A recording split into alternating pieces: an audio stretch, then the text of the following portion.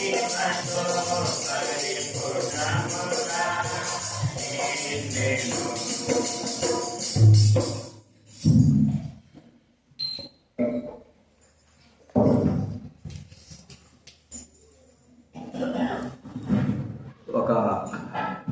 ప్రార్థన చేసుకుందాము. ఇది అసలైన మీటింగ్ వరకు. అయితే ప్రభు చిత్తం, మేము దైవ సేవకుల కూడికలో ఉన్నప్పుడు ఒక్కోసారి సేవకుల మీటింగ్ 10 గంటలకు పోయి 11-12 గంటలు. అప్పుడు దైవకులు వచ్చి చెప్పే మాట ఏంటంటే, బక్సీ గారు ఏ రోజు కూడా ఒక మీటింగు కరెక్ట్ సమయానికి తప్పించి ఆరంభించినవాడు కాదు. ఒకసారి అమెరికాలో ఆయన వాక్యం చెప్పడానికి సిద్ధపడ్డాడు.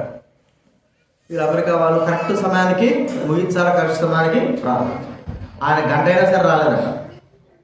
ఆయన వచ్చిన తర్వాత వచ్చాడు, వాక్యం మొదలు పెట్టాలన్నాడు, వాక్యం మొదలు పెట్టాడు. అప్పుడు అన్నాడంట, ఇదే దేవుడి చిత్తము, ఈ సమయమైనా అంట. అంటే గంట సమయం ఇంత పెట్టాడు కదా, అర్థమైందా? ఎదురు చూసి ఏం చేశారు? అప్పుడు బక్సీ గారు వచ్చి ఒక మాట అన్నాడు, ఇదే అసలైన చిత్తం, దేవుని చిత్తం అన్నాడంట. కాబట్టి ఇప్పుడే అసలైన చిత్తం. మరి కొద్దిసేపు మీరు ఓపికతో దయచేసి ఉండాల్సిందిగా మనం చేస్తున్నాము. ప్రార్థన చేసుకుందాం. ఇంకా లోపల ఉన్న వారు వచ్చారు, స్నేహితక అందరూ వచ్చారు, ఎవరు ఉండకూడదా? బయట ఉన్న వాళ్ళు అందరూ వచ్చేసేయండి. లోపల ఎవరు ఉండకూడదు, దయచేసి బయట ఎవరు ఉండకూడదు, లోపలికి వచ్చారు. ప్రార్థన చేసుకుందాం. పరలోకమందున తండ్రి, మీకు స్తోత్రాలు చెల్లిస్తా ఉంటున్నాం. మీ దాసులు సురక్షణ తీసుకొచ్చారు, మీకు స్తోత్రాలు. చెప్పబడే మాటలు మీరు దయచేయండి, కనికరించండి.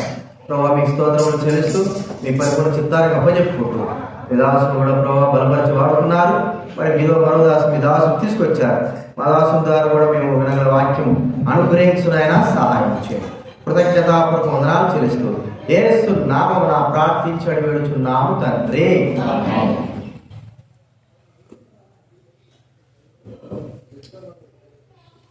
సాయంత్రకాల సమయంలో మొట్టమొదటిగా ఈ ప్రత్యేక సందర్భంలో మీ మధ్యలోనికి రావడం కొరకు దేవుడు అనుమతించినప్పటికీ పరిస్థితులు అనుకూలించలేదు. సుమారు 2 గంటల ప్రాంతంలో నేను ప్రయాణం ఆరంభించాను. సరే, ఏదేమైనా దేవుని యొక్క ఉద్దేశము, సంకల్పము ఈ రీతిగా మీ మధ్యలో ఉండాల్సింది ఉంది. కాబట్టి మీరు ఇంతవరకు ఓపికతో ఉన్నందుకై దేవుని స్తుతిస్తున్నాం. ప్రత్యేకంగా ఈ యొక్క బాబు థియోడర్ రేసినోడ్ బర్త్డే సందర్భంగా కొంతసేపు, నేను ఎక్కువసేపు తీసుకోను, ఆల్రెడీ మీ సమయం దాటిపోయింది కాబట్టి ఎక్కువసేపు తీసుకోకుండా కొన్ని మాటలు దేవుని యొక్క ఇంట్లో ఉన్న ఒక 10 నిమిషాలు ఎక్కువ గడిపే నష్టమేమి లేదు. దయచేసి ఆలస్యంగా చింతించి మన్నించండి. రండి, ఒక మాట చదువుకుందాం. కీర్తన రాసిన గ్రంథం కీర్తనలు 40. కీర్తనలు 40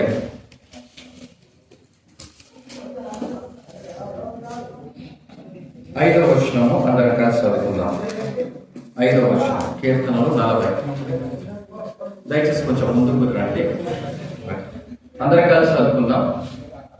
కీర్తనం 40, 5వ వచనం. యెహోవా నా దేవా, నీవు మా ఎడల జరిగించిన ఆశ్చర్యక్రియలను, మా ఎడల నీకున్న తలంపులను బహు విస్తారములు, వాటిని వివరించి చెప్పదని అనుకుంటున్నా, అవి లెక్కకు మించి ఉన్నవే. చాలు. ఇక్కడ దేవుడు జరిగించినటువంటి ఆశ్చర్య క్రియలు, ఆయనకు ఉన్నటువంటి తలంపులు, ఒక రాధేశంగా స్నేహిత కుటుంబమే కాదు కానీ మన కుటుంబంలో, మన విషయంలో కూడా ఆయన యొక్క ఆలోచనలు ఎలా ఉన్నాయంట? త్వరగా చెప్పాలి, నేను ముందుకెళ్తాను. ఎలా ఉన్నాయి దేవుని యొక్క ఆలోచనలు? బహు విస్తారములు. వాటిని మనం వివరించి చెప్పాలంటే మన జీవిత కాలము సరిపోదు. కాబట్టి ఏం చేయాలి? 103వ కీర్తన 2వ వచనము.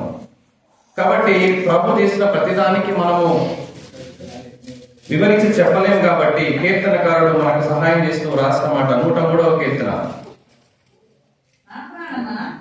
2వ వచనం మనం కలిసి చదువుకుందాం. కొంచెం నిద్ర ఏమైనా ఉంటే పోతుంది కదా. 2వ వచనం.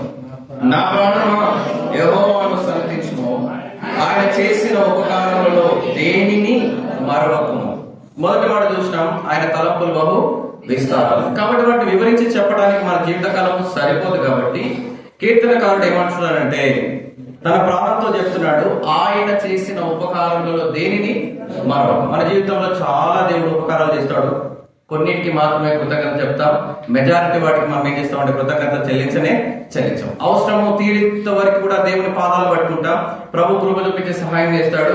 ఆ తర్వాత మరలా ప్రభు యొక్క అనేది కూడా చూడము. అయితే దావీదు కీర్తనకారుడు ఏమంటాడంటే, నా ప్రాణమా అని తన ప్రాణంతో చెబుతూ ఆయన చేసిన ఉపకారంలో దేనిని మరొక. ఇప్పుడు మనం అందరం కూడి వచ్చిన సందర్భం మనకు తెలుసు.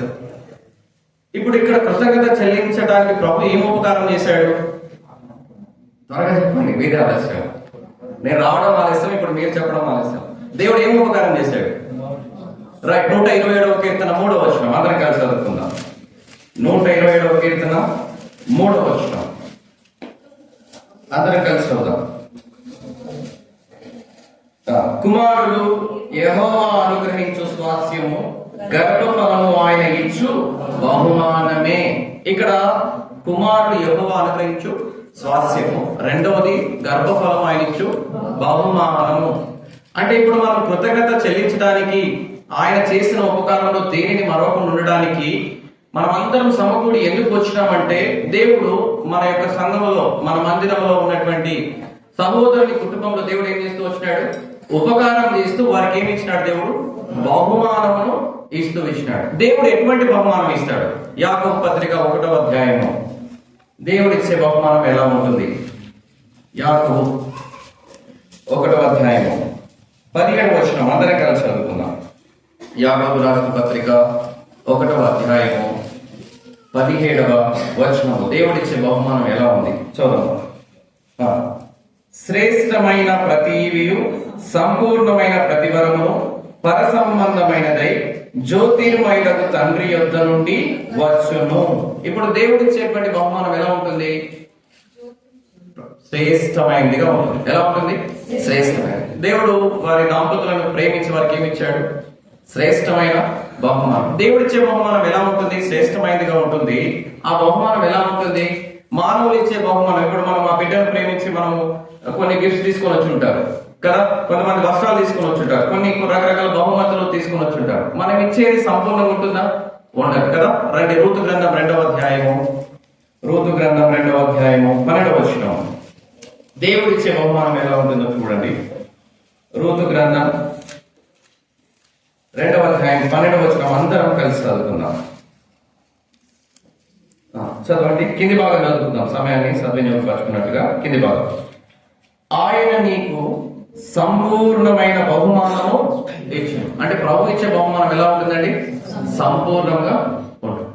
కాబట్టి ఈ సాయంత్రకాల సమయంలో ఈ దేవుడు ఇచ్చినటువంటి సంపూర్ణమైన బహుమానమును, దాన్ని ఆ బహుమానము వర్ధిల్లాలి, ఆశీర్వదించబడాలని మనం కోరుకుంటాం. మరి మనం ఆశీర్వదించబడాలంటే, దేవుడు మనకి ఇచ్చినటువంటి ఆ బహుమానాలు దీవించబడాలంటే ఏం చేయాలి? క్లుప్తంగా ఒక 15 నుంచి 20 నిమిషాలు క్లోజ్ చేస్తాం. ఇప్పుడు మన వర్తమానం ఆరంభమైంది. దేవుడు ఇచ్చిన బహుమానాన్ని, ఆ బహుమానం ఆశీర్వదించబడాలంటే, ఆ బహుమానం అభివృద్ధిలోనికి రావాలంటే ఏం చేయాలి? 92వ కీర్తన రండి. 92వ కీర్తన 13వ వచనం. 92వ కీర్తన 11వ వచనం అందరం కలిసి చదువుకుందాం. యెహోవా మందిరములో నాటబడిన వారై వారు మన దేవుని ఆవరణములో వర్ధిల్లుదురు. దేవుడు మనకి ఇచ్చినటువంటి కుమారులు, కుమార్తెలు, బహుమానములు, వీరు ఆశీర్వదించబడాలంటే, దీవించబడాలంటే ఏం చేయాలి అంటే, దేవుని యొక్క మందిరంలో వారు ఏం కావాలంట? మొట్టమొదటి నాటబడాలి. చెప్పండి, మొట్టమొదటి ఏం చేయబడాలి? నాటబడాలి. ఎప్పుడైతే దేవుని మందిరంలో మన పిల్లలు నాటబడతారో వారు ఏం చేయబడతారు? వర్ధిల్లుతారు. వర్ధిల్లుట అంటే ఆశీర్వాదం, అభివృద్ధికి సూచన. ఈ రాత్రికాల సమయంలో దేవుడు మనలందరినీ కూడా ఒక ఉద్దేశానుసారంగా ఈ భూమి మీద తల్లిదండ్రులకు బహుమానంగా ఇచ్చాడు. మనకు కూడా దేవుడు మనల్ని కూడా కుటుంబస్తులుగా చేసి మనకు కూడా దేవుడు సంతానం ఇచ్చి ఏం చేస్తూ వచ్చినాడు? ఆశీర్వదిస్తూ వచ్చినాడు. ఈ రాత్రి దేవుని యొక్క ఉద్దేశంలో మనము దేవుని యొక్క మందిరంలో నాటబడిన వారమై ఏం కావాలి? వర్ధిల్లాలి. దేవుని యొక్క వాక్యములో ఇలాగే ఒక బాలుడు ఉన్నాడు. ఆ బాలుడు కూడా దేవుడు చాలా కాలం తర్వాత ఆ దంపతులకు ఇచ్చాడు. అయితే ఆ దంపతులు ఏం చేస్తారంటే, ఆ యొక్క బాలుడిని దేవుని యొక్క మందిరంలోనికి తీసుకొచ్చాడు. ఎక్కడ తీసుకొచ్చాడు చెప్పండి? దేవుని యొక్క మందిరంలో తీసుకొచ్చాడు. ఆ బాలుని దేవుని యొక్క మందిరంలో తీసుకొని వచ్చిన తర్వాత ఆ బాలుడు దేవుని మందిరంలో నాటబడ్డాడు. నాటబడిన తర్వాత ఆయన జీవితము అత్యధికంగా ఆశీర్వదించబడింది. ఆయన పేరేంటంటే సమూయేలు. Very good. ఎవరైనా సమూయేలు. సమూయేలు ఈ భూమి మీద జన్మించడానికి బలమైన 2 కారణాలు ఉన్నాయి. చెప్తారా ఎవరైనా? దేవుడు ఆలస్యం చేయడానికి, ఆయన బహుమానంగా ఈ భూమి మీద పంపించడానికి, తల్లిదండ్రులకు ఇవ్వడానికి 2 కారణాలు బట్టి ఆలస్యం చేశాడు. ఓకే. న్యాయాధిపతులు 21వ అధ్యాయం 25వ వచనంలో రాయబడింది, ఆ దినములలో ఇశ్రాయేలులకు రాజు లేడు గనుక ప్రతివాడు తమ ఇష్టానుసారంగా ప్రవర్తిస్తున్నాడు. దేవుని ప్రజలకు ఎవరు లేరట? రాజు లేడు. రెండవ కారణం ఏంటంటే మొదటి సమూయేలు గ్రంథం 2వ అధ్యాయం 35వ వచనంలో రాయబడింది. చూడండి, మొదటి సమూయేలు గ్రంథం 2వ అధ్యాయం 35వ వచనం. అందరం కలిసి చదువుదాం. మొదటి పాత్ర మాత్రమే చదువుదాం. తర్వాత, నమ్మకమైన ఒక యాజకుని నేను నియమింతును. ఇక్కడ ప్రభు రాయించిన మాట ఏముందంటే, ఒక నమ్మకమైన యాజకుడిని నియమింతును అన్నాడు అంటే అక్కడ ఎవరు లేరని అర్థం. నమ్మకమైన యాజకుడు లేడు అంటే దేవుని ప్రజల్ని పరిపాలించడానికి మొదట ఎవరు లేరు? రాజు లేడు. రెండవది, యాజకుడు ఉన్నాడు కానీ అతను ఎలా లేడు? నమ్మకమైన యాజకుడు లేడు. ప్రియ సహోదర సహోదరి, ఇశ్రాయేలు ప్రజలు, దేవుని ప్రజలు చక్కగా పరిపాలించబడాలంటే వారికి రాజు కావాలి. రెండవది ఎవరు కావాలి? యాజకుడు. యాజకుడు సరైన విధానంలో ఉంటేనే దేవుని ప్రజలు సన్మార్గంలో నడుస్తారు. యాజకుడు సరైన విధానంలో భక్తి మర్యాదలు కలిగి ఉండి దేవుని యొక్క విలువ, దేవుని యొక్క మందిర ప్రత్యక్షత ఎరిగితే తప్ప దేవుని ప్రజలు ఎక్కడికి రారు? మందిర అనుభవంలోనికి రారు. ఇవి 2 లోట్లు ఉన్నాయి అక్కడ. కాబట్టి దేవుడు చూస్తా ఉన్నాడు, ఎవరైనా నా ప్రజల కొరకు ఎవరైనా స్త్రీ కుటుంబం ముందుకు వస్తుందేమో దేవుడు ఎదురు చూస్తున్నప్పుడు చాలా సంవత్సరాల పాటు హన్న కుటుంబంతో ఎక్కడికి వస్తున్నారు? దేవుని మందిరానికి వస్తున్నారు, వెళ్ళిపోతున్నారు. కానీ ఆమె లోపల ఎటువంటి చలనము అంటే ఎటువంటి ప్రార్థన లేదు. చివరాఖరికి పెనిన్న యొక్క బోరు భరించలేక ఆమె ప్రార్థన చేసింది. ఏం ప్రార్థన చేసింది? నీవు గనక నాకొక్క మగబిడ్డని ఇస్తే ఏం చేస్తాను? నేను నీకే ఏం చేస్తాను. God waiting for that prayer. ప్రియ సహోదర సహోదరి, సంతానం ఆలస్యమైంది అంటే కారణం ఏంటి అంటే దేవుని యొక్క చిత్తము, దేవుని ప్రజల పట్ల జరగాల్సిన ఉద్దేశం ఏమైనదో దాని కొరకు సమర్పించుకునే గర్భము కొరకు దేవుడు ఎదురు చూశాడు. ఆనాడు ఆ యొక్క మందిరానికి వచ్చినటువంటి స్త్రీలు చాలా మంది వచ్చారు, చాలా మంది వెళ్ళిపోతున్నారు, చాలా మంది ప్రార్థన చేసుకుంటారు, వెళ్ళిపోతున్నారు. కానీ దేవుని ప్రజల అవసరత కొరకు ప్రార్థించిన వారు అరుదుగా ఉన్నారు. అలాంటి సందర్భంలో తాను ప్రభువా ఇది ఇస్తే నీకు ఇస్తానన్నప్పుడు దేవుడు తన గర్భం ఏం చేసినాడు? ఆయన తెరిచినాడు. మొదటి సమూయేలు గ్రంథం 1వ అధ్యాయం 5వ వచనంలో యెహోవా ఆమెకు సంతు లేకుండా చేసినగా మాట్లాడుతుంది.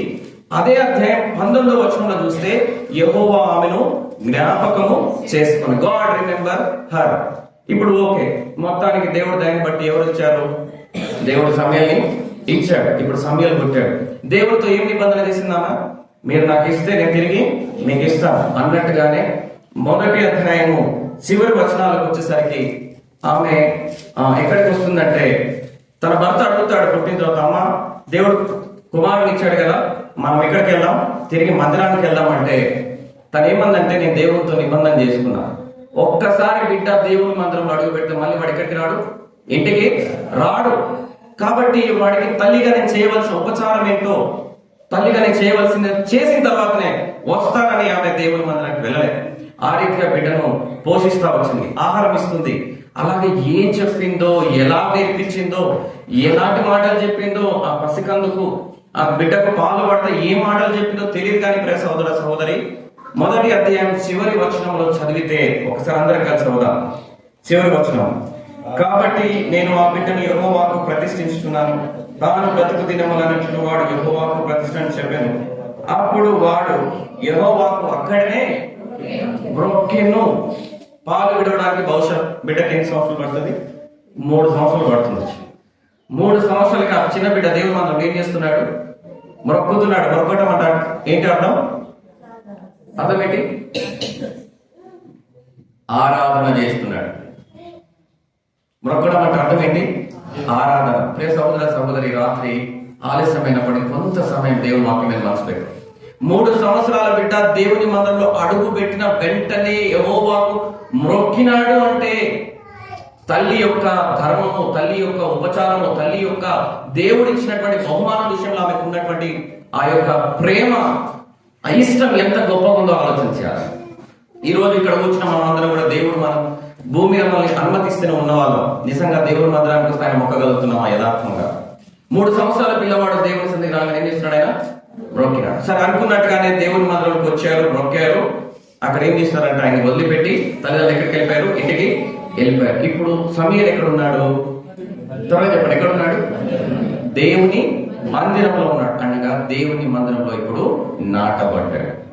ఇప్పుడు నాటబడ్డ ఈ బిడ్డ ఏం చేస్తున్నాడు? రండి దేవుని యొక్క వాక్యంలో త్వరగా చదువుదాం. 2వ అధ్యాయము 11వ వచనము, 2వ భాగం. అయితే ఆ బాలుడు యాజకుడైన, చదవండి కలిసి. అయితే ఆ బాలుడు యాజకుడైన ఏలి ఎదుట యెహోవాకు పరిచర్య చేయించుడు. ఎక్కడ పరిచర్య చేస్తున్నాడు?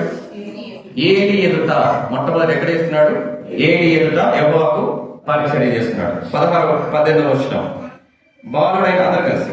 బాలుడైన సమూయేలు నారతో నేయబడిన ఏఫోదు ధరించుకొని యెహోవాకు పరిచర్య చేయించున్నాడు. ఇప్పుడు ఎక్కడికి వచ్చాడు? మరలా మొదటనేమో యాజకుని ఎదుట చేస్తున్నాడు పరిచర్య, రెండవది ఇప్పుడు దేవుని ఎదుట పరిచర్య చేస్తున్నాడు.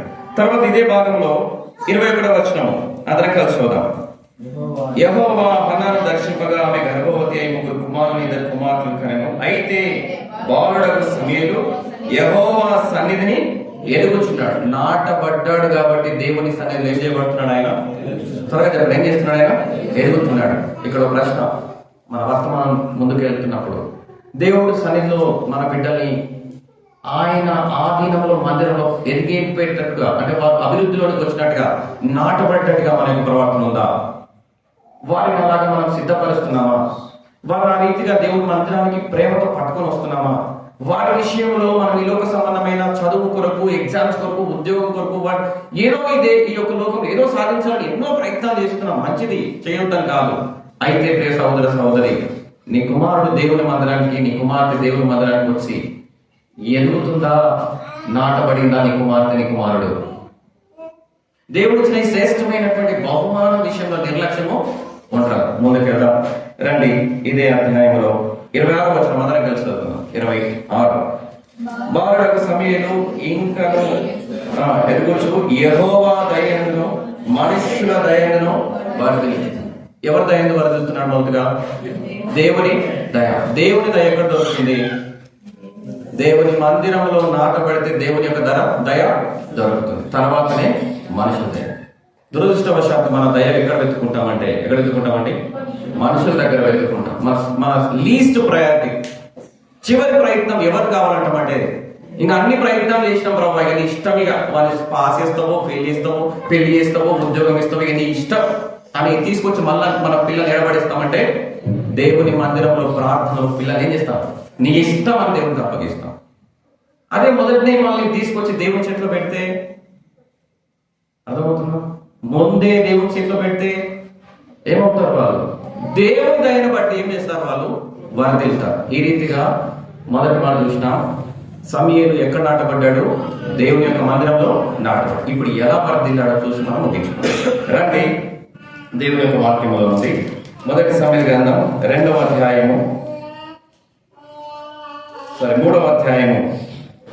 10వ వచనం అందరం కలిసి చదువుకుందాం. ఇప్పుడు నాటబడిన తర్వాత దేవుడు ఎలా ఆయన జ్ఞాపకం చేసుకున్న చదువుదాం. 10వ వచనం అందరం కలిసి చదువుదాం. తర్వాత యెహోవా ప్రత్యక్షమై నిలిచి ఆ రీతిగా సమూయేలు సమూయేలు అని పిలువగా, సమూయేలు నీ దాసుడు ఆలకించుచున్నాడు, ఆజ్ఞ ఇమ్ము. ఎప్పుడైతే దేవుని మందిరంలో నాటబడ్డాడో ఇప్పుడు ఈ బిడ్డ మొట్టమొదటిగా ఏం వింటున్నాడు? దేవుని యొక్క స్వరం వింటున్నాడండి. ఎవరైనా మళ్ళాగా పెద్ద వయసున్నాడు కాదు, చిన్న బాలుడు ఎవరి స్వరం వింటున్నాడు? దేవుని స్వరం వింటున్నాడు. దేవుని స్వరము ఆనాటి దినాల్లో అర్థమైపోయింది. దేవుడు మాట్లాడట్లేదు. ఏలితో దేవుడు ఏమాత్రం దర్శించట్లేదు. ఆయన కుమారులు బహు దుర్మార్గులు అయిపోయినారు. దేవుని మందిరము, సేవ, పరిచయం అంతా పాడేసి పడేసినారు. దేవుని దర్శనము నిలిచిపోయిన రోజుల్లో ఒక తల్లి తన గర్భమున మోసిన బిడ్డను తీసుకొచ్చి దేవుని మందిరం నాటి వెళ్తే, ఆ కుమారుడు దేవుని దయను సంపాదించుకొని డైరెక్ట్ గా ఎవరి స్వరం వింటాడు? అక్కడ సృష్టికర్త స్వరాన్ని వింటున్నాడు. ఎప్పుడైతే సృష్టికర్త స్వరం వినడం మొదలు పెట్టాడో దేవుడు ఆయన ఆశీర్వదించినాడు. రండి 3వ అధ్యాయం 19-20 వచనాలు అందరం కలిసి చదువుకుందాం. 19-20. సమూయేలు పెద్దవాడు కాగా యెహోవా అతనికి తోడైనందున, చదవండి, అతని మాటలు ఏమీ తప్పిపోలేదు. కాబట్టి సమూయేలు యెహోవాకు ప్రవక్తగా స్థిరపడనని దాను మొదలుకొని బెయేర్షెబా వరకు ఇశ్రాయేలు అందరూ తెలుసుకునేది. ఇప్పుడు ఈయన ఇంకెక్కడి నుంచి ఎక్కడికి వచ్చాడు? బాలుడి నుంచి ఎవరికి వచ్చాడు? ఎవరి నుంచి ఎక్కడికి వచ్చాడు? ఇప్పుడు ప్రవక్తగా స్థిరపరచబడ్డాడు. ఎక్కడికి వచ్చాడండి? ప్రవక్త. దేవునికి ఎలా వచ్చాడు? 3 సంవత్సరాల పిల్లవాడిగా వచ్చిన ఈ సమూయేలు దేవుని మందిర అనుభవంలో నాటబడితే దేవుని యొక్క ప్రత్యక్షత పొందిన ఈ బాలుడు ఇప్పుడు ఏమవుతూ వచ్చినాడు? ప్రవక్తగా స్థిరపడి. ఎక్కడి నుంచి ఎక్కడి వరకు అంటే దాను నుండి బెయేర్షెబా వరకు. దేవుడు సమూయేలుకు మాత్రమే తోడై ఉన్నాడు. అక్కడ ఎవరు తోడైనాడు? సమూయేలుకు మాత్రమే. ఏలి కుమారులకు దేవుడు తోడుగా లేడు. ఈ రాత్రి చిన్న బిడ్డ థియోడర్ రేస్నాల్డ్ బర్త్డేకి వచ్చినటువంటి మనతో కూడా దేవుడు స్పష్టంగా మాట్లాడుతున్నాడు. మన దేవుని తోడు మన పిల్లలకు ఉందా లేదా? అలా దేవుని యొక్క సహాయం, దేవుని యొక్క తోడు బిడ్డలకు ఉండేటట్టుగా మనం దేవుని మందిరంలో పెంచుతున్నామా లేదా ఆలోచన చేసుకుంటాం. నిజమే, ఇది చాలా సంతోషకరమైన సందర్భం, ఆనందించదగిన సందర్భమే. అదే సందర్భంలో మన బిడ్డల విషయంలో, మన బహుమానముల విషయంలో మనము సరి చేసుకోవాల్సిన సందర్భం కూడా. అయితే ఈ రీతిగా ప్రవక్తగా స్థిరపరచబడ్డాడు. చివరిగా దేవుడు ఆయన ఏ స్థాయికి తీసుకుని వెళ్ళాడంటే, రండి 1 సమూయేలు గ్రంథం 10వ అధ్యాయం 1వ వచనం అందరం కలిసి చదువుకుందాం. 1 సమూయేలు 10వ అధ్యాయం 1వ వచనం. అప్పుడు సమూయేలు తైలంతోటి పట్టుకొని సౌలు మీద తైలం పోసి అతన్ని ముద్దు పెట్టుకొని యెహోవా నిన్ను అభిషేకించి తన స్వాస్థ్యం అధిపతిగా నియమించినాడని చెప్పి ఇలా సెలవిచ్చాడు. మరొక భాగం 16వ అధ్యాయం 1వ వచనం.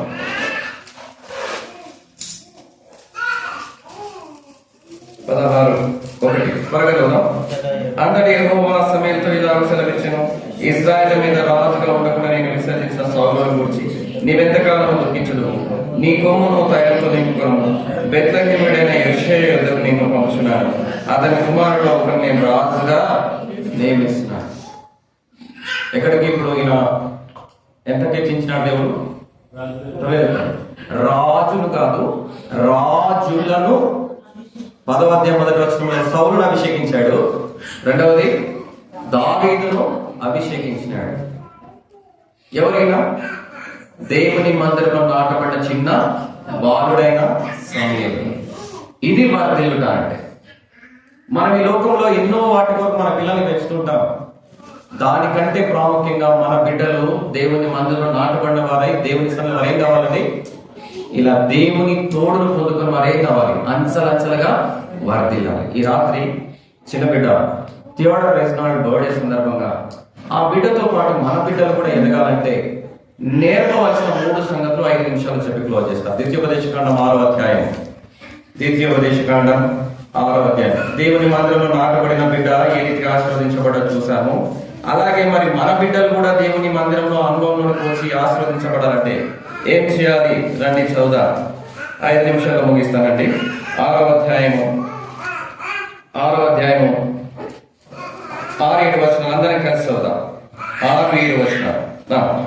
నేడు నీకు ఆజ్ఞాపించిన ఈ మాటలు నీ హృదయంలో ఉండవలెను. నీవు నీ కుమారులకు వాటిని అభ్యసింపజేసి నీ ఇంట కూర్చున్నప్పుడు, త్రోవలు నడిచినప్పుడు, పండుకున్నప్పుడు, లేచినప్పుడు వాటిని గురించి మాట్లాడవలెను. సూచనలుగా వాటిని నీ చేతికి కట్టవలెను. మొట్టమొదటిగా బిడ్డ థియోడర్తో పాటు మన బిడ్డలకి ఇక నుంచైనా, ఎప్పటి నుంచి, అట్లీస్ట్ ఇక నుంచైనా మనం ఏం నేర్పాలి? దేవుని యొక్క వాక్యం వారికి బోధించాలి. ఎలా బోధిస్తావు? సండే స్కూల్కి వస్తే సండే స్కూల్ టీచర్ నేర్పిస్తుంది కదా. మందిరానికి వస్తే దేవుని సేవకుడు వాక్యం చెప్తాడు. మరి నువ్వు ఇంట్లో నువ్వేం చేస్తావు? కాబట్టి సోదర మన బిడ్డని మనం ఇంటి నుంచే పెంచాలి. ఇంటిలో కుటుంబ ప్రార్థన చాలా ప్రాముఖ్యం. కుటుంబ ప్రార్థనకి మనం రావాలి కలిసి, మన సమయాన్ని కేటాయించాలా. మనం ఈ లోకంలో ఎన్నో వాటికి ఎంతెంతో సమయాన్ని వెచ్చిస్తుంటాం పనికిమాల విషయాలు. అయితే మన బిడ్డల విషయంలో దేవుని వాక్యాన్ని బోధించే విషయంలో ఏం చేయాలి? సమయాన్ని కేటాయించాలి. ఎప్పుడైతే బిడ్డలకు మన సమయాన్ని కేటాయిస్తామో దేవుని వాక్యంలో వాళ్ళు ఏమవుతారు? ఎదుగుతారు. రెండవది నేర్పించవలసింది 5వ వచనం అందరం కలిసి చదువుకుందాం. నీ పూర్ణ హృదయముతో, నీ పూర్ణ ఆత్మతోను, నీ పూర్ణ శక్తితోను నీ దేవుడని యెహోవాను ప్రేమించాలి. మొదటి దేవుని వాక్యాన్ని బోధించాలి, నేర్పించాలి. రెండవదిగా దేవుణ్ణి ప్రేమించటము నేర్పించాలి. దేవుని ఎలా ప్రేమిస్తాం? దేవుని ఎలా ప్రేమిస్తాం? చాలా మంది టాటూస్ చేసుకుంటారు, జీసస్ ఐ లవ్ యూ అంటారు. లేకపోతే చాలా మంది ఇంట్లో పెట్టుకుంటారు, జీసస్ లవ్స్ యూ అంటాడు. నో. దేవుని ఎలా ప్రేమిస్తాం అంటే క్రియల ద్వారా దేవుని ప్రేమించాలి. ఆ క్రియ ఎలా ఉండాలంటే, నువ్వు రా దేవుని మందిరానికి, సంఘ ప్రార్థనకు రా, బైబిల్ స్టడీకి రా, ఉపవాస ప్రార్థనకు రా, స్త్రీల గుడికి రా, వస్తా దేవుని ఇచ్చిన నీ బహుమానం తీసుకొని రా. అలాగా దేవుని ఇంటికి వస్తే వాడు ప్రేమ ఏంటో తెలుసుకుంటాడు. నువ్వు నీ బిడ్డ ఏడుస్తుంటే ఎత్తుకొని వాడిని కౌగిట్లో పెట్టుకొని నీవు హత్తుకున్నప్పుడే కదా నీ బాడీలో నుంచి వచ్చిన స్పర్శకు వాళ్ళు ఏమవుతారు? ఆదరించబడతారు. అలాగా నీవు నీ పిల్లల్ని తీసుకొని, మన పిల్లల్ని తీసుకొని దేవుని మందిరానికి వస్తే కదా దేవుని ప్రేమ ఏంటో వాళ్ళకి అర్థమయ్యేది. కాబట్టి దేవుని ప్రేమించడం నేర్పించాలి. చివరిగా విలాప వాక్యములు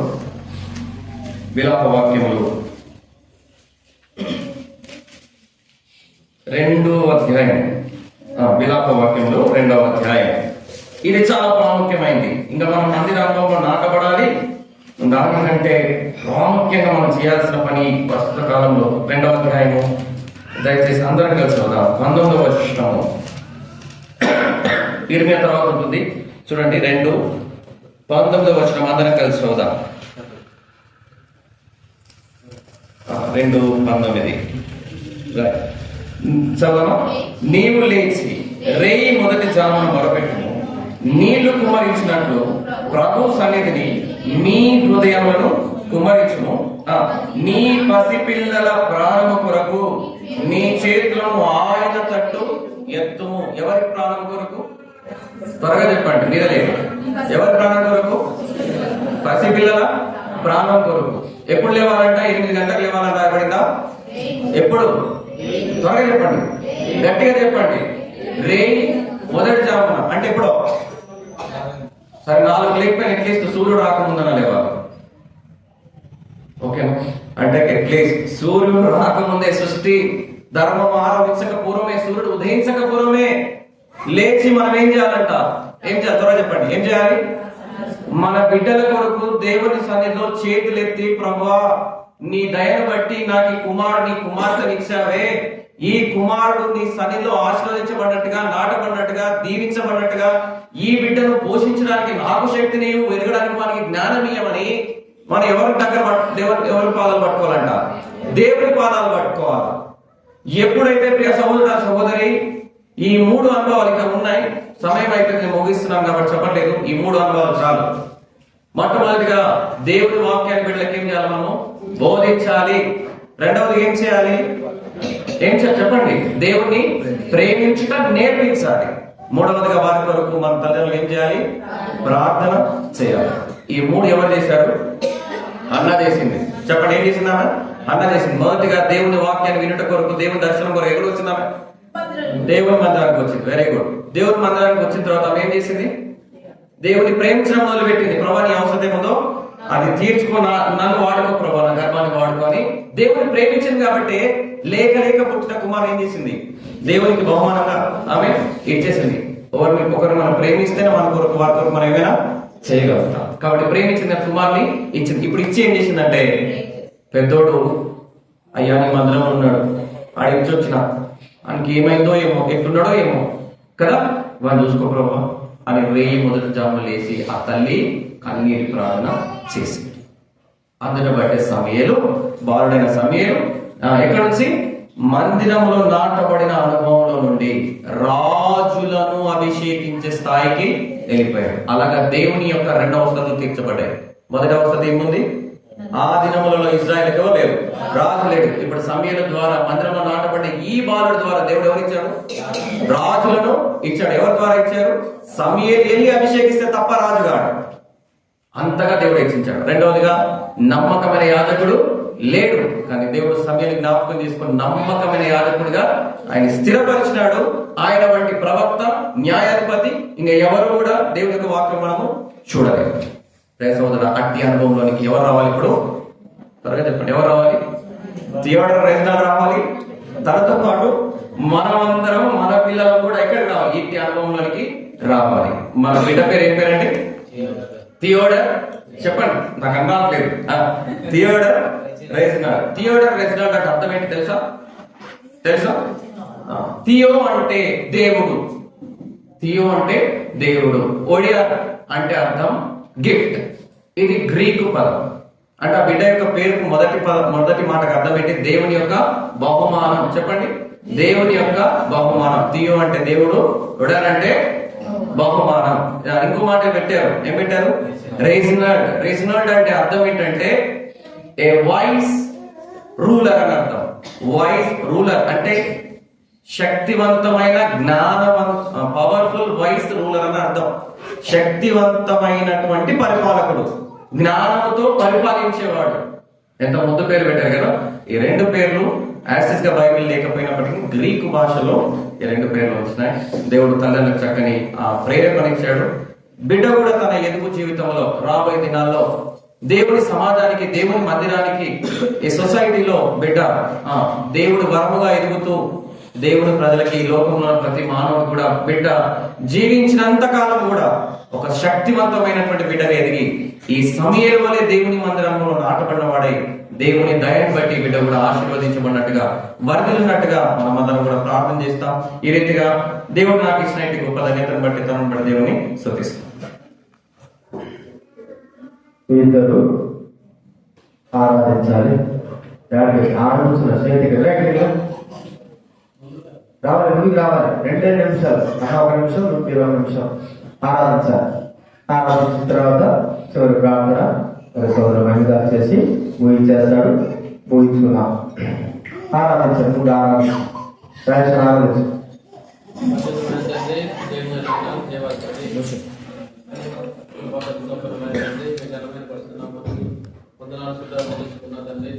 అయా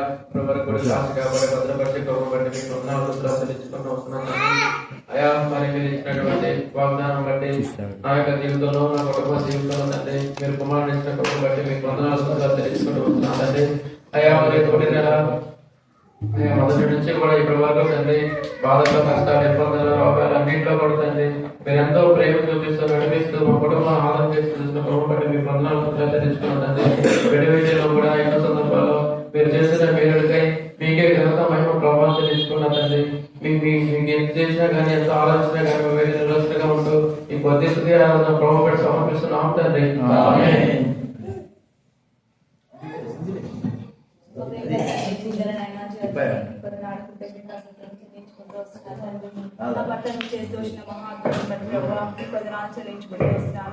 అయ్యా నువ్వు వాగ్దానం పొందడం, నువ్వు నాకు వాగ్దానం ఇవ్వకు నేను అర్హురాలి కాదు కానీ ప్రభువా, నన్ను ప్రేమించి నా పట్ల నువ్వు చేస్తూ వచ్చిన ప్రతి విధానాన్ని బట్టి ప్రభువా మీకు వందనాలు చెల్లించుకుంటూ వస్తున్నాను.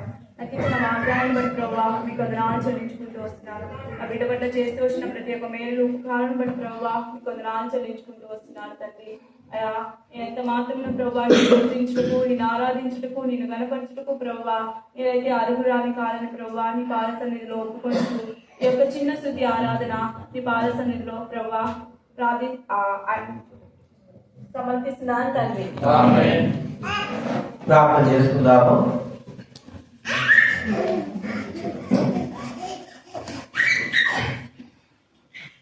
ప్రార్థన అన్నప్పుడు తల వంచాల, పక్కనోడు ఏం చేస్తాం చూడద్దు. అది ప్రార్థన ఎక్కువించడం కాదు. అటు చూడటమే చట్టాలు. ప్రార్థన కళ్ళు మూసుకున్నాడు. ప్రేమలిగిన పరలోక తండ్రి, పరిశుద్ధుడైన దేవాలయ స్తోత్రములు. మీరు ఇచ్చిన కృపను బట్టి మీకు వందనాలు. మీ ప్రేమను బట్టి, మీ కృపను బట్టి మీ స్తోత్రాలు తండ్రి. మీ దాసుడు మా ప్రియ సహోదరుడు ప్రభా ఆదేశాన్ని బట్టి, అతను బట్టి వందనాలు. వారు ప్రేమించి దైవ సంకల్పంలో మీరు కుమారుని బహుమానం ఇచ్చారు. మీ స్తోత్రాలు. కుమారులు ఇచ్చు స్వాస్థ్యము అని బైబిల్లో రాయబడినట్లు మీరు ఇచ్చిన స్వాస్థ్యము, మీరు ఇచ్చిన బహుమానాన్ని బట్టి స్తోత్రాలు. బిడ్డని తల్లి గర్భంలో కాపాడారు. బిడ్డంగా చారిపోవడం మీరు కాపాడుతూ వచ్చారు. అందువల్ల కాదండి అసౌజనాల్లో కూడా తల్లికి తోడుకుంటూ వచ్చారు. మీకు స్తోత్రాలు. తల్లి బిడ్డను క్షేమంగా ఉంచుతూ వచ్చారు. గడిచినటువంటి ఈ సంవత్సరం అంతట్లో కూడా మీ కృప, మీ దేవుళ్ళు, మీ ఆశీర్వాదాలు ప్రభావ బిడ్డకు మీరు అనుగ్రహిస్తూ వచ్చినందుకే స్తోత్రాలు. ప్రాముఖ్యంగా తండ్రి బిడ్డను జ్ఞాపకం చేసుకుంటూ మీ సన్నిధిలో మనం చేస్తున్నాం ప్రభావ. నిజమే తండ్రి ప్రభావ, కేవలంగా దేవుని యొక్క బహుమానం, దేవుడిచ్చిన బహుమానం. ఇక్కడ బహుమానం గురించి కొన్ని విషయాలు చూడబడుతూ వచ్చింది. దేవుడు ఇచ్చిన బహుమానాలు ఏంటో చూసాం. దేవుని బిడ్డలు దేవుని ద్వారా ఇవ్వబడిన బహుమానం దేవుని స్థలంలో నాటబడినప్పుడు, ఆ యొక్క బహుమానం దేవుని స్థలంలో ఎదుగుతున్నప్పుడు ఎంత గొప్ప ఆశీర్వాదం వచ్చిందన్నది లేఖనాలు చూపించబడుతూ వచ్చింది. మేము కూడా ప్రభా అటు మా బిడ్డలు పెంచిన వారమై ఏదో మా బిడ్డలు మందిరాన్ని తీసుకొస్తున్నాం, తీసుకెళ్తున్నాం, వాళ్ళు ఎట్లుంటే మాకు ఎందుకు అన్న స్వభావం కాకుండా అన్నవాళ్ళే మా బిడ్డలు పెంచేవారుగా, ఆ యొక్క అనుభవాలు మిమ్మల్ని ఆరాధించేవారుగా, తండ్రి మీ యొక్క నామ ఘనత కొరకే జీవించేవారుగా, అదొక కాదు తండ్రి. ఆ బిడ్డలు మీకు మహిమ తెచ్చే బిడ్డగా ఆనాడు సమూయేలు తండ్రి రాజును అభిషేకించే ధన్యత పొందుకున్నాడు. మీ సన్నిధిలో ఉంటున్నాడు ప్రభు, మీ స్వరాన్ని వినగలుగుతూ వచ్చాడు. ఎంత గొప్ప ధన్యత. మిమ్మల్ని ఆరాధిస్తున్నాడంటే తన జీవితం ఎంతో శ్రేష్టకరమైన అనుభవం ఉంది.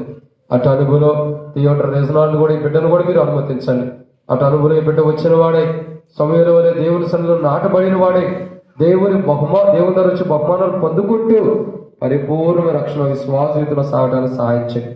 చిన్న వయసు నుండి బాలు నడవలసిన త్రోవను తాను నడిపించడానికి తల్లిదండ్రులైన వారికి కూడా మీ జ్ఞానం, మీ కృపను దయచేయండి. ప్రభావ మనుషుల వైపు చూడుకోకుండా, దాసుల వైపు చూడుకోకుండా, సేవకుల వైపు చూడుకోకుండా, విశ్వాసుల వైపు చూడుకోకుండా, దేవుని సన్నిధికి దేవుని కొరకై దేవుని మీద నడిపించే బిడ్డగా వారిని స్థిరపరచమని దేవా బలపరచడం ప్రార్థన చేస్తూ బిడ్డనిచ్చినందుకే మిమ్మల్ని స్తుతిస్తూ సమయాలు లాంటి జీవితం బిడ్డకి సమయాలు పెంచిన రీతిలో ఆ తల్లికి ప్రభా తల్లిదండ్రులు మీరు అనుగ్రహించి ముందున్న సమయంతో దీవెనకరంగా చేయమని దేవా వచ్చి ప్రజలందరూ కూడా స్తుతిస్తూ తండ్రి వచ్చిన ప్రతి బిడ్డను దీవించండి. బిడ్డ వాక్యం అడ్డంగా పోకుండా హృదయాల్లో నాటపడినట్లే కృపను అనుగ్రహించి మహిమని ఇచ్చే సమయం బట్టి స్థుతిస్తూ ఆ బిడ్డ జీవిత కాలం అంతా కూడా మీ మందిరంలో నాటబడి ఆత్మానుసారంగా ఫలిస్తూ అభివృద్ధి పొందే బిడ్డగా ఆ బిడ్డను స్థిరపరిచి మీ దక్షిణాస్తం ఆదుకుని బలపరిచి మహిమని కలవలసిన రక్తాన్ని బిడ్డని ప్రోక్షిస్తూ మీ రక్త ప్రోక్షణ నిర్వహిస్తూ ప్రభు యేసుక్రీస్తు నామం పేరట స్తుతించి ప్రార్థించి అడిగి పెట్టుకుంటున్నాము తండ్రి. ఆమేన్. దయచేసి ప్రకటన గమనించండి. మరి వెంటనే భోజనం ఏర్పాటు ప్రేమ విందు మరి సోదరుడు రాజేశన సంగీతక్క వారి యొక్క కుమారుడు థియోటర్స్ యొక్క మొదటి బర్త్డేకి వచ్చిన వారందరూ కూడా ప్రభు నా వందనాలు చెల్లిస్తా అనుకున్నాం. అందరూ కూడా ప్రేమ ఏర్పాటు చేయబడి ఉన్నది. అందరికీ మందిరంలోనే ఉంటుంది. ఇక లేట్ అయినప్పటికీ కూడా దయచేసి మరించాల్సిన మనం చేస్తున్నా. తర్వాత మీరు కుటుంబంగా ఫోటోలు కూడా తీసుకోవచ్చు. దాన్ని గుర్తుపెట్టుకోండి. ఇప్పుడు చివరి ఆశీర్వాదం తీసుకున్నాం.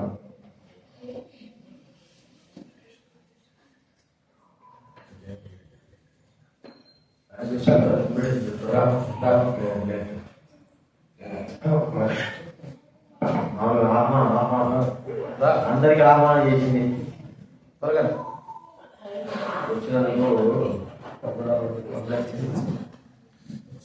పైకి రా కోటు సరిగా అదే వచ్చి తీసుకెళ్ళి రావాలి. ప్రభు బేట అందరికీ వందనాలు. చెప్పినా కానీ మీరు అందరూ కూడా నా ఇంటి దయ వచ్చి మీ కుటుంబ సభ్యులుగా చేసుకున్నందుకు మీ వందనాలు చెల్లించుకుంటున్నాను. అలాగే సంఘంలో కూడా ఆత్మీయ సహవాసాన్ని కలిగి మీరందరూ నా కొరకు నా కుటుంబం కొరకు ఆమె గర్భవతిగా ఉన్నప్పటి నుంచి 20 వరకు కూడా మీరందరూ కూడా నా కుటుంబం కొరకు ప్రార్థన చేసి వచ్చిన క్రమం బట్టి మీకు దేవుని మీద అందరికీ ధన్యవాదాలు చెప్తున్నానండి. మీకు అందరి వరకు ప్రేమ మీద ఏర్పాటు చేయడం జరిగింది. ఆహ్వానం పండించి మీరు అందరూ కూడా ధైర్యం అయినప్పటికీ లేట్ అయినప్పటికీ కూడా మీరంతా ఓపికగా ఉన్నందుకు మీ కృతజ్ఞత తెలియజేస్తున్నాను. ప్రభు నామం బట్టి మీకు అదే లేట్ కాదు, వాళ్ళదే లేట్. సమయంలో బయట కూడా కేక్ కటింగ్ ఉంటుంది. మరి మొదట కేక్ కటింగ్స్ అయిన తర్వాత అప్పుడు ప్రేమలో పాల్గొనాలి.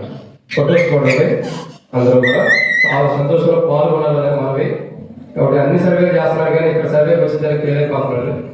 కాబట్టి ఇది అద్భుతమైనది. ఎటువంటి చెప్పడానికి అవకాశం ఉండదు. భయం, పులి పెట్టమంటేనే భయం. బయట ఏంటన్నా చెప్పగలదు, కానీ ఇక్కడ చెప్పలేము. సరే, ఆ వచ్చిన ఆపణ నుంచి వచ్చారు కాబట్టి ప్రేమను గురించి వారి యొక్క సంతోషంలో పాల్గొనాలని కోరిక. సరే, చివరి ఆశీర్వాదం తర్వాత కేక్ కటింగ్ ఉంటుంది బయట, దాంట్లో మనం పాల్గొన్నాం.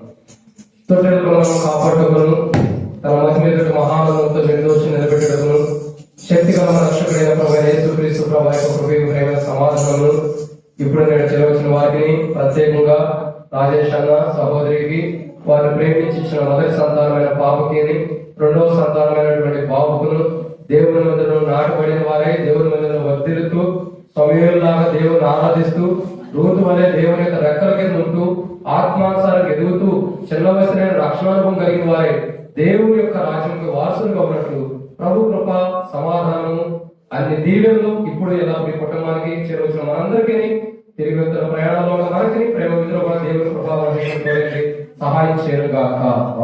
ఆమేన్. అందరికీ ప్రేదా కేక్ కటింగ్ ఉంటుంది, వెంటనే అర్జెంట్.